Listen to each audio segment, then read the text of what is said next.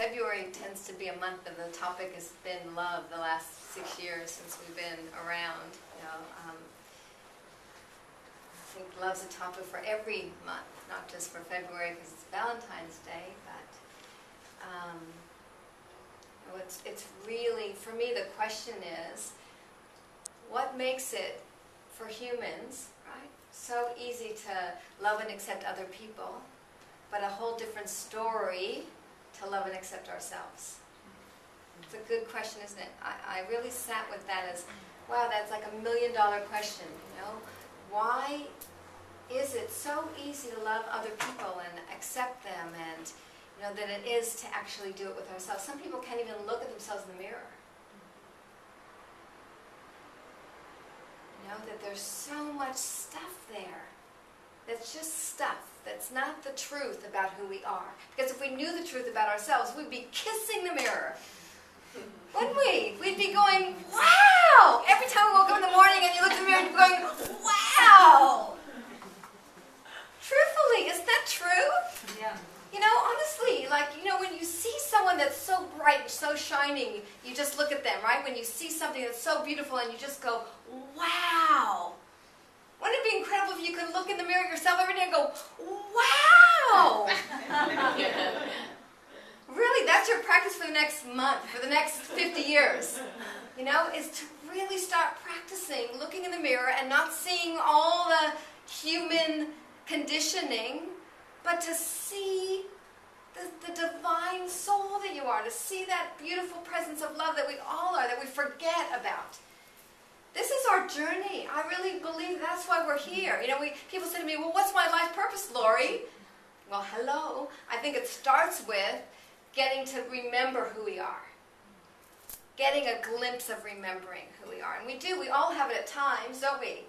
You know, at times we get this, in a meditation or wherever we are, we get this, wow, oh, you know, and it's there for a moment, and then it's like back to, isn't that true?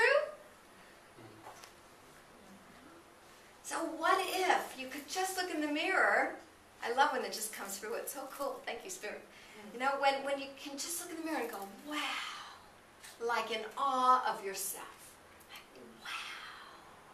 We do that with children and babies, don't we? We see them and it's like we can see the divine, beautiful being that that child is, can't we?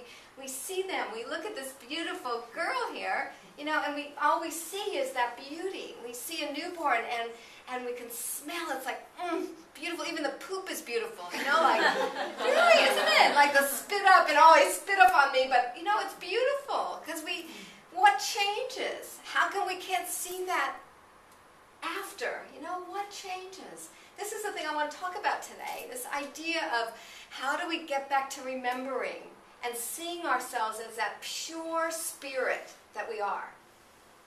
Because we each are. Look around the room. Those of you at home, look around at everybody. You know, look at each other. You know, we can always see it in someone else. We can notice it in someone else, but it's always harder to look at it in ourselves because the filters are there. Because we have years of being told things, and years of messages, and years of pain, and years of things built up, those filters.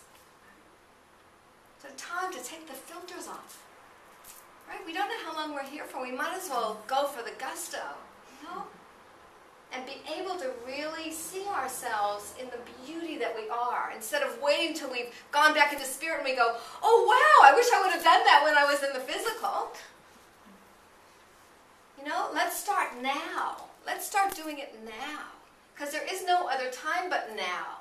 We don't know what's going to happen in 10 minutes from now or an hour from now, or, you know, you look at things around us, what's happening on the planet and what the planet is doing, the messages we're getting, the earthquake in New Zealand, the floods, everything, these natural disasters. And what is the message?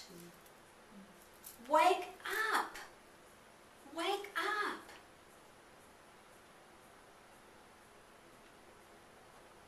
Let go of the stuff that's not true anymore. We don't have to carry it. Let go of the stories that aren't true.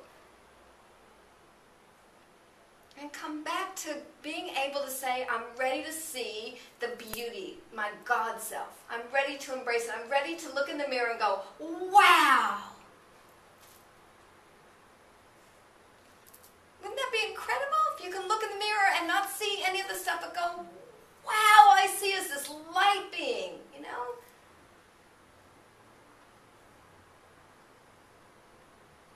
with children. We see it with babies. We see it with beautiful flowers. We see, what else do we see it with? We see it with animals and kittens and puppies, and we see it with all that. So start to see it with you. It has to start with us. That's the only place. That's the first place, to come back to this center. Yes? True? Yes. Yes.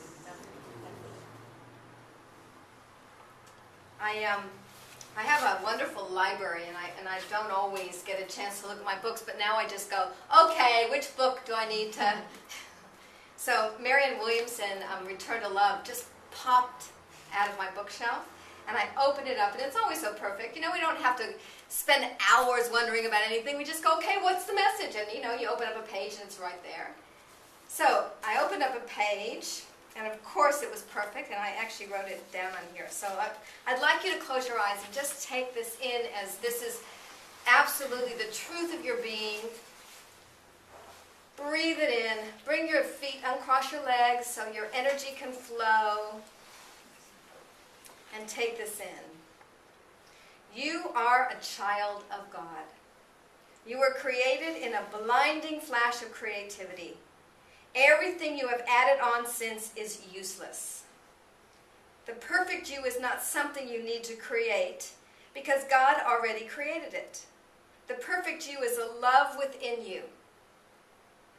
Your job is to allow your divine spirit to remove the fear thoughts that surround your perfect self, just as excess marble surrounded Michelangelo's perfect statue.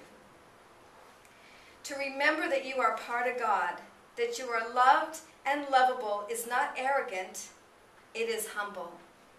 To think you are anything else is arrogant, because it implies you are something other than a creation of pure spirit. Love is changeless, and therefore so are you. Nothing you have ever done or will ever do can mar your perfection in the eyes of God. You are created in love.